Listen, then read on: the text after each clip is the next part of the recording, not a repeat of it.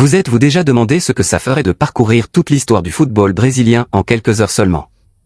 Imaginez-vous à quelques pas seulement des chaussures qui ont révolutionné le football. Imaginez entendre les acclamations de plus de 200 000 supporters lors de l'un des matchs les plus déchirants de l'histoire. Imaginez contempler les maillots portés par des légendes dont les noms sont devenus immortels bien avant l'avènement des réseaux sociaux. Imaginez ensuite découvrir que certaines des plus grandes histoires de ce musée ne sont pas écrites sur les murs. Ils sont cachés parmi les trophées, à l'intérieur de photographies oubliées, et dans la mémoire de deux hommes qui ont changé le football à jamais, Pelé et Neymar. Aujourd'hui, nous vous emmenons au cœur du musée du football brésilien, l'un des plus incroyables au monde. Mais il ne s'agit pas simplement d'une visite de vieux maillots et de trophées poussiéreux. Voici l'histoire de la façon dont un musée préserve les rêves de toute une nation. L'histoire de la façon dont Pelé est devenu le roi du football.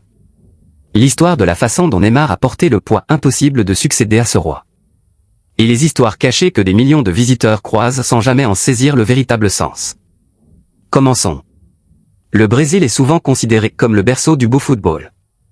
Pour les Brésiliens, le football n'est pas qu'un simple sport. Cela fait partie de leur identité. Les enfants grandissent en tapant dans des ballons faits de chaussettes, de bouteilles en plastique ou de tout ce qu'ils peuvent trouver. Chaque quartier a ses propres héros. Chaque famille a des souvenirs liés au football. Les victoires donnent lieu à des célébrations dans tout le pays. Les défaites sont un crève-cœur pour la nation. Aucun pays n'a remporté plus de Coupes du Monde de la FIFA que le Brésil. 5 étoiles ornent le célèbre maillot jaune, chacune représentant un titre mondial. Mais comment préserver plus d'un siècle d'histoire inoubliable du football? La réponse est venue sous la forme d'un musée extraordinaire. Situé sous le célèbre stade Pacaembu de São Paulo, le musée du football brésilien a ouvert ses portes en 2008. Contrairement au musée traditionnel rempli de vitrines silencieuses, cet endroit a été conçu pour faire ressentir le football aux visiteurs plutôt que de simplement l'observer. Dès qu'ils entrent, les gens sont entourés d'écrans géants diffusant des buts légendaires. La foule acclame de toutes parts. Les commentateurs crient à des moments inoubliables. Les murs vibrent au son des stades combles.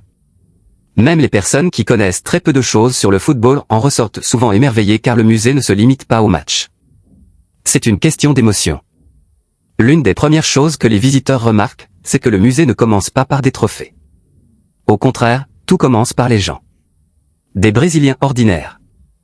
Ouvriers. Enfants. Football de rue.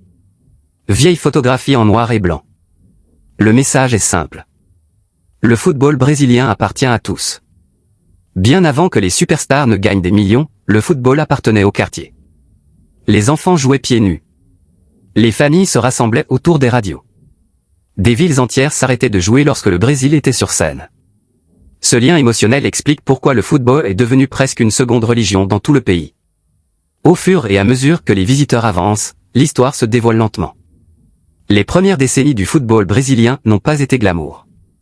L'équipe nationale a connu des difficultés sur la scène internationale. Les pays européens étaient considérés comme plus forts. Nombreux étaient ceux qui doutaient que le Brésil puisse un jour dominer le monde. Mais tout a changé à cause d'un jeune garçon. Un garçon qui n'est pas né riche. Un garçon qui cirait des chaussures pour aider sa famille. Un garçon dont le vrai nom n'était même pas Pelé. Son vrai nom était Edson Arantes do Nascimento. Personne n'aurait imaginé que ce jeune homme maigrelet deviendrait le plus grand joueur de football que le monde ait jamais connu. À l'intérieur du musée, l'histoire de Pelé n'est pas racontée comme celle d'une superstar. C'est raconté comme l'histoire d'un rêve. Les visiteurs peuvent voir des photographies de son enfance. Des rues simples. Maisons modestes. Vieux ballons de football.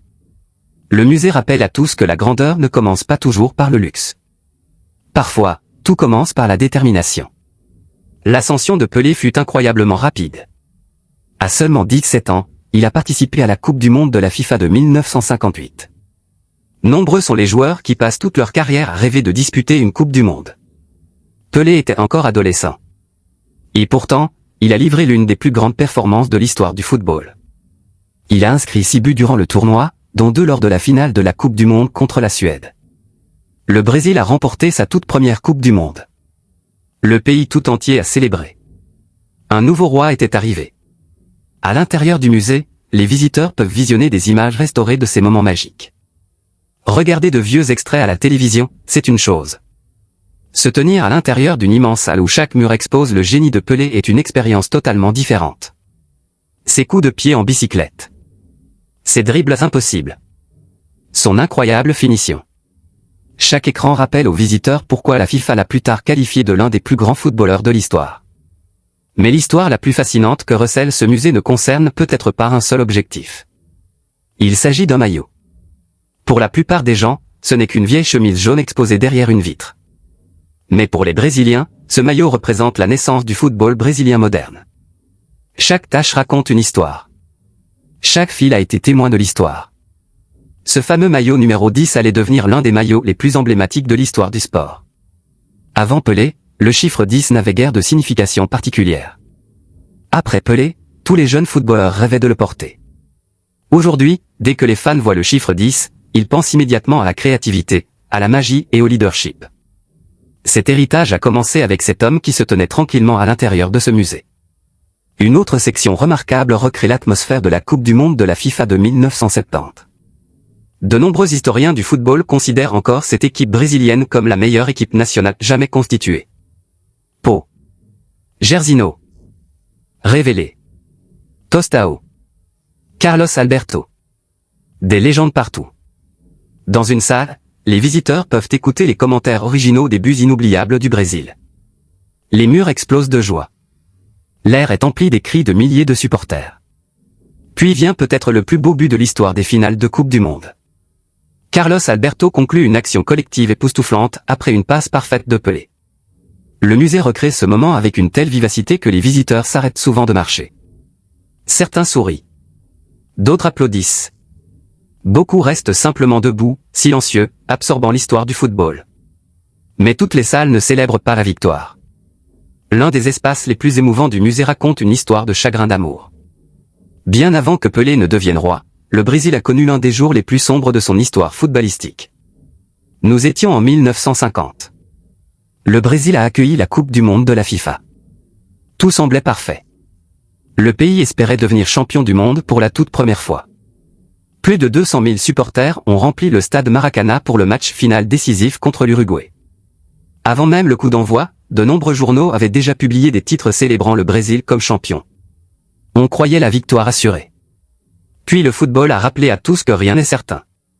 L'Uruguay a choqué le monde. Le Brésil a perdu. Une nation entière se tue. À l'intérieur du musée, les visiteurs peuvent écouter des enregistrements de cet après-midi tragique. Les acclamations disparaissent soudainement. Le silence remplit la pièce.